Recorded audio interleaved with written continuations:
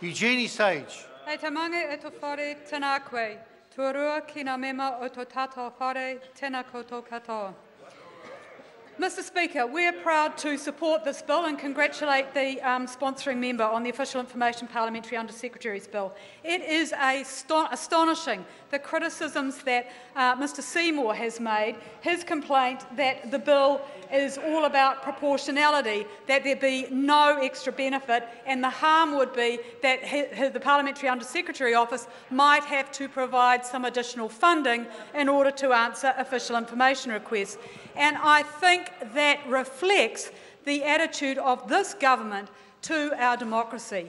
It is not about open government and transparency under National, it is much more about secrecy. And this bill is a good bill because it goes to close a small loophole, the fact that parliamentary under-secretaries aren't subject to the Official Information Act. And it's really ironic that we're debating this bill today after the afternoon's debate on Phil Goff's private member's bill, which would have ensured that all students, including those in charter schools, have access to a broad, balanced curriculum.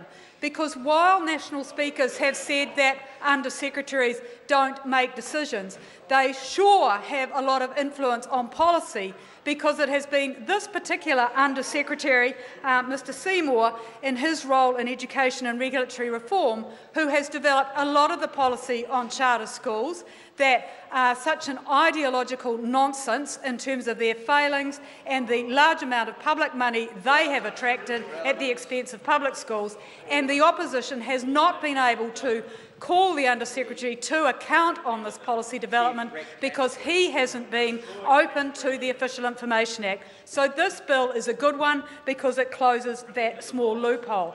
And it is very disappointing that the government is voting against it, because it just shows how cynical members opposite are in relation to the Official Information Act, to democracy, to open government. Because where you have openness in government, you build trust amongst citizens. Where you have secrecy, as this government promotes in its endless denials of requests for official information, in its delays, in its redactions, then you promote distrust. This bill is about promoting openness and transparency, and that's why the Green Party is voting for it.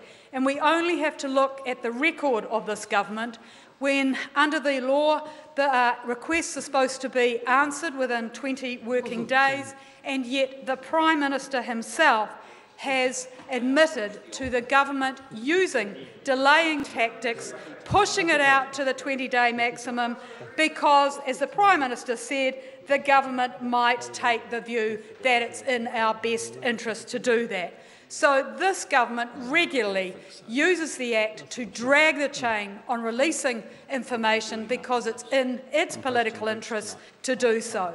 So, Mr Speaker, if we are to build public participation, if we are to build trust in our political system, we need to be promoting openness and transparency.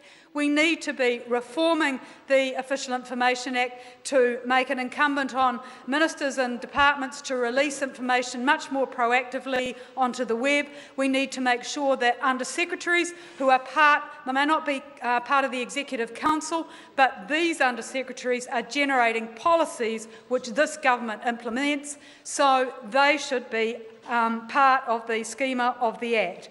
And, Mr Speaker, the Ombudsman's Office is reviewing the way in which the Act is applied, and the report from that review is due at the end of the year, and I think it will show some of the very poor practice we have seen under National, some of the ways in which information requests to departments are routed through to ministers' offices so that the ministers can delay the release, can take out anything that might be embarrassing for the government.